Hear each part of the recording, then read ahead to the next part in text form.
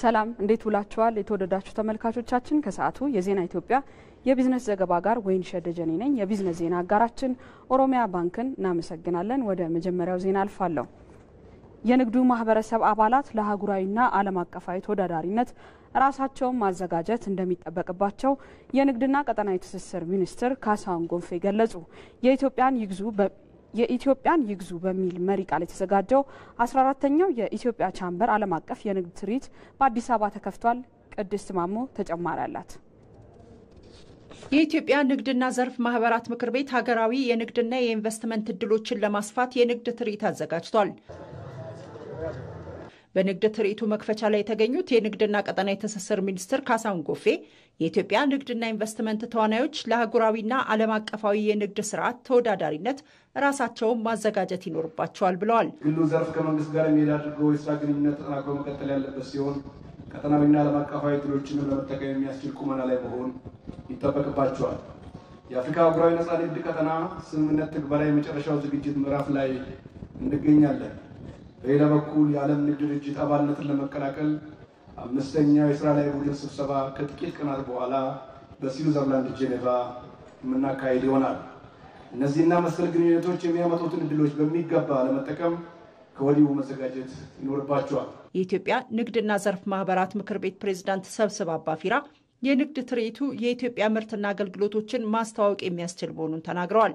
በንግድ ትርኢቱ የተሳተፉ አምራቾች ምርቶቻቸውን ከማስተዋወቅ ባለፈ የንግድ ትስስር ለመፍጠርና ለውጭ ገበያ ያላቸውን ዝግጅት ለማሳየት እንደሚያግዛቸው ገልጸዋል። እኛ አምራች እንደመሆናችን መጠን የተለያዩ አከፋፋዮችን፣ የመንግስት ባለድርሻ አካላትን፣ የተለያዩ እርዳታ የሚሰጡንን ተቋማትን እናገኛለን። ከነሱ ጋር የማከፋፈሉን ስራዎች የማሳለጥ ኢቭን ፍሬት ፎርዋርዶችን ኤክስፖርት የሚረዱንን እኛ ኢምፖርት የምናደርጋቸውን ፓኬጂንግ እቃዎችን እነሱን የሚያስተካክሉልን ብዙ ካምፓኒዎች እናገኛለን። የትልቅ መድረክ ነው የተመቻቸው ማለት ነው። ንጽህናና ውበት መጠበቂያ እቃዎችን ከ20 ዓመት በላይ ከውጭ ሲያስመጣ ነው የኖረው። አሁን ደግሞ አፍሮቺክ የተሰኘውን አዲስ ብራንዱን በኢትዮጵያ ውስጥ ማምረት ጀምሯል። ለጎረቤት ሀገራት ለማቅረብ ዝግጅታችንን በማጠናቀቅ ላይ ነን። ስለዚህ ቀጣይ ስቴፓችን እኛም ይሄን ፕሮዳክት ኤክስፖርት ማድረግ ነው እንደ ቡናችን ሁሉ ማለት ነው። የንግድ ትርኢቱ እስከ መጋቢት 8 ቀን የሚቆይ ይሆናል። 103 የተለያዩ የጎማ አይነቶችን የሚያመርተው ሆራይዘን አዲስ ጎማ ምርቶቹ ለሀገር ውስጥና ለአፍሪካ ገበያ ያቀረበ እንደሚገኝ ተገለጸ። የማክሮ ኢኮኖሚ ማሻሻያው ሆራይዘንን ጨምሮ ሌሎች የሚድሮክ ኢንቨስትመንት ግሩፕ ተቋማትን ተጠቃሚ ማድረጉንም ተጠቁሟል። ዘገባውን አብረን እንከታተል። ሚድሮክ ኢንቨስትመንት ግሩፕ ከሚያስተዳድራቸው 45 ድርጅቶች መካከል አንዱ የሆነው ሆራይዘን አዲስ ጎማ ተኪ ምርቶችን በማምረት በኩል ከፍተኛ ሚና እየተወጣ ይገኛል። ድርጅቱ አሁን ላይ 103 የተለያዩ የጎማ አይነቶችን በማምረት ለገበያ ያቀረበ ሲሆን ለበርካታ ዜጎችም የስራ ዕድልን ፈጥሯል። ከዩኒቨርሲቲ ተመርቄ እንደመጣው ነው እዚህ የገባሁት። ስለ ጎማ እያንዳንዱ ነገሮች እዚህ ፋብሪካ ውስጥ ነው የተማርኩት። እዚህ ውስጥ ከምንማራቸው በተጨማሪ ደግሞ ለምሳሌ ከውጭ ኤክስፐርቶች ሲመጡ ዕውቀታቸውን በቃልም በተግባርም እንድናውቅ ተደርጓል። ያው እንደሚታወቀው ሆራይዘን አዲስ ጎማ በምስራቅ አፍሪካ ውስጥ ብቸኛው የጎማ ፋብሪካ ነው። በዚህም ውስጥ አብዛኛው የሀገራችን ምርቶች የጎማ ምርቶች ከውጭ የሚመጡ በመሆኑ እኛ ሀገር በመሰራቱ ብዙ ጎማ ላይ ያሉ የሚገቡት ማቴሪያሎች እንድናውቅ አድርጎናል። የተለያዩ ከአሰራር ጭምር ለመልካም ምድሩ የሚመቸው ምን አይነት ጎማ ነው ለኛ ሀገር የሚመቸው የሚለውን ኤክስፒሪየንሶችን በመውሰድ እንድናመርት ዕውቀቶችን አግኝተናል። ሆራይዘን አዲስ ጎማ አሁን ላይ ምርቶቹ ለሀገር ውስጥና ለአፍሪካ ገበያ እያቀረበም ይገኛል። እነዚህ የተመረቱ ምርቶች ገበያውን ከማረጋጋት እንዲሁም ደግሞ ወጪ ከመቀነስ አንፃር ኢምፓክታቸው በጣም ሲግኒፊካንት ነው። በቀጣይ ይሄንን አጠናክሮ ከመቀጠል አንፃር የማስፋፊያ ስራዎች አሉ የተጀመሩ። እንዲሁም ደግሞ የግሪንፊልድ ፕሮጀክት አለ። እነዚህም ተግባራዊ ሆነው ወደ መሬት በሚወርዱበት ጊዜ ድርጅቱ አሁን ላይ ምርቶችን ከመተካት እንዲሁም ደግሞ ዋጋን ከማረጋጋት አንፃር እየሰራ ያለው ስራ በተሻለ ተጠናክሮ የሚቀጥልበት ሁኔታ ይኖራል። ከ74400 በላይ ለሚሆኑ ዜጎች የስራ ዕድልን የፈጠረው ሚድሮክ ኢንቨስትመንት ግሩፕ በማክሮ ኢኮኖሚ ፖሊሲ ማሻሻያው ተጠቃሚ መሆኑንም ተገልጿል።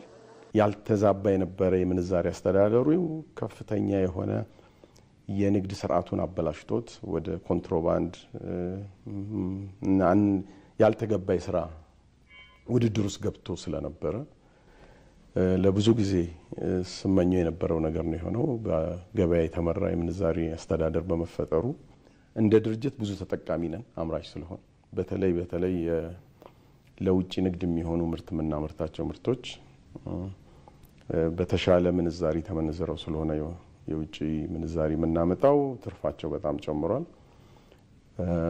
ውጤታማነታቸውም እያደገን የመጣው ግን በጠቅላላ በ45ቱም ድርጅቶች ያለፈው የ6 ወር አፈጻጸማችን የሚያሳየን አዲሱ የማክሮ ኢኮኖሚክ ፖሊሲ ለእንደኛ አይነት አምራች ድርጅቶች ትልቅ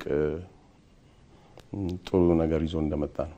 በሀገር አቀፍ የጥራት ሽልማት ተደጋጋሚ የአንደኛ ደረጃ የልዕቀት ዋንጫ ተሸላሚ የሆነው ሆራይዘን አዲስ ጎማን የስራ እንቅስቃሴን ፕሬዝዳንት አምባሳደር ታዬ አጽቀሥላሴ በቅርቡ መጎብኘታቸው ይታወሳል። ባለፉት 6 ወራት ከቱሪዝም ዘርፍ ከ334 ሚሊዮን ብር በላይ ገቢ ማግኘቱን የደቡብ ኢትዮጵያ ክልል ጋሞ ዞን ባህልና ቱሪዝም መምሪያ አስታወቀ። በግማሽ ዓመቱ የሀገር ውስጥ ቱሪስት ፍሰቱ በከፍተኛ መጠን መጨመሩም ተገልጿል። ባልደረባችን አሚር ጌቱ ከጋሞ ዞን የባህልና ቱሪዝም መምሪያ ኃላፊ ሞናዬ ሞሴሌ ጋር ቆይታ አድርጓል። ከራሳቸው አንደበት እንከታተል።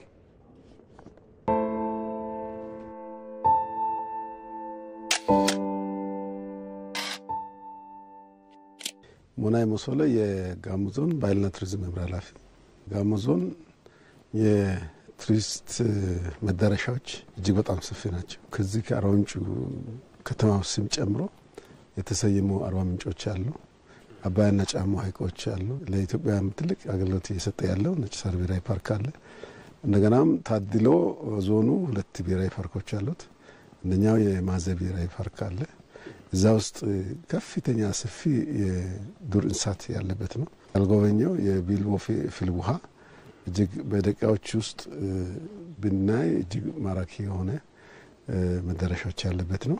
በተለይ በኢትዮጵያ 3ኛ ተራራ የሚባለው የጉጌ ተራራ 4207 ሜትር ከፍታ ያለው በዚህ ዞን ውስጥ ነው የሚገኘው። ራሱ መልክዓ ምድሩ አቀማመጥ ራሱ ቱሪስትን የሚስብ ነው።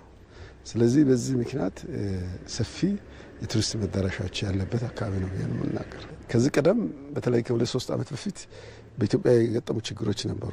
አንደኛው ኮቪድ ሎክ ያደረጋቸው የውጭ ሰዎች የሀገር ውስጥ ሰው እንቅስቃሴ ችግር ውስጥ ገብቶ ነበረ።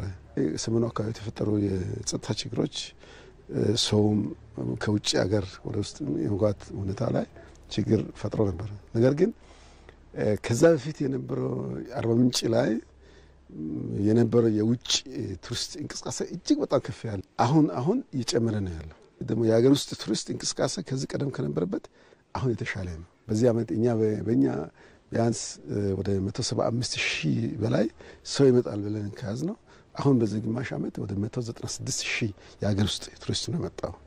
እንደዚሁ ደግሞ የውጭ ወደ 15,000 በላይ ይመጣል ብለን ካገመት ነው በዚህ በግማሽ ዓመት ወደ 19,000 ሰው መጥተዋል።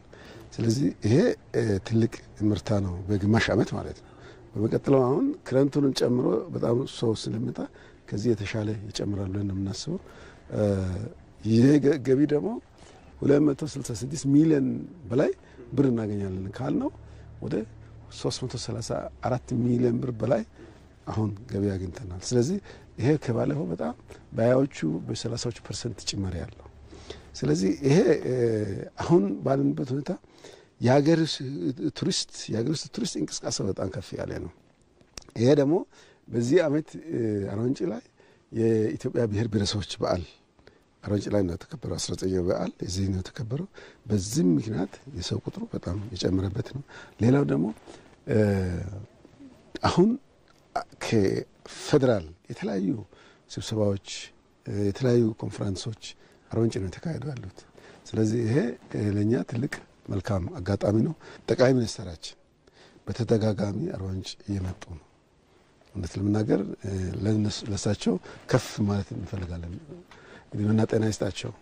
እጅግ በጣም ነው የምናመሰግነው። ምክንያቱም የእሳቸው መምጣት ለእኛ ያለው ፋይዳ ትልቅ ነው።